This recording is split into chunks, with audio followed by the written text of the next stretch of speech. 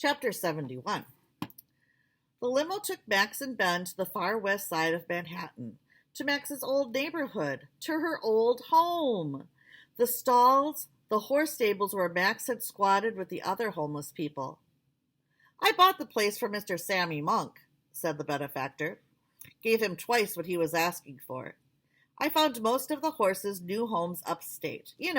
Barns, fields, horse oats, and the works. They don't have to haul carriages around Central Park anymore. A few horses are still here. Domino, Kit Kat, Opie." Those were Max's favorites. "They don't have to work either," said the benefactor. "They just have to eat, exercise, and poop."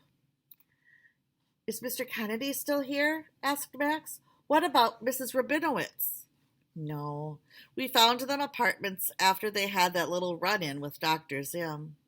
"Well, what about me? What if Dr. Zim comes looking for me?" "Oh, let him try. We have 24-hour security, including some spookily sophisticated satellite stuff." "Seriously?" The benefactor shrugged. "I still like spending some money on toys, gizmos, and gadgets, if they're for a good cause." "So I have my own apartment?" "A one-bedroom, one-bath.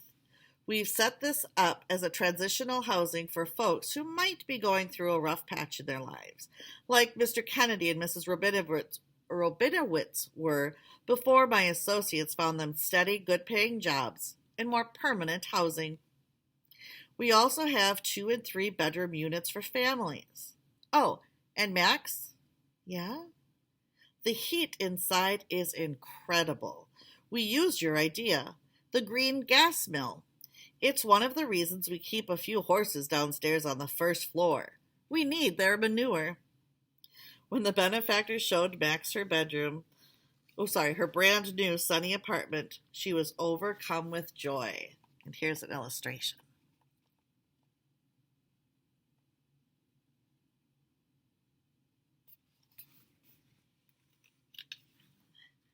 "Thank you, Ben," she said, throwing her arms around the benefactor to give him a hug.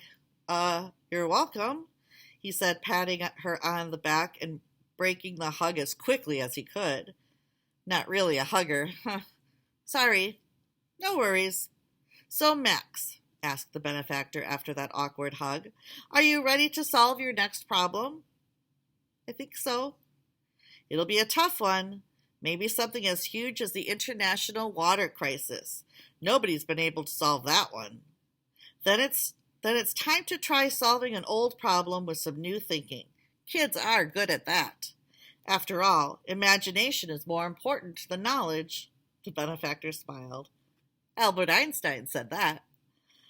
"I know," Max tapped the side of her head. "Sometimes we Einsteins all think alike." As excited I was to find out what was going to happen next, I'm really sad that that's the end of the book.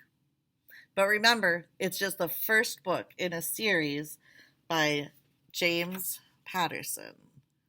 Okay, Max Einstein, James Patterson, and he also worked with Chris Grabenstein. It was a really fun book. Thanks for listening.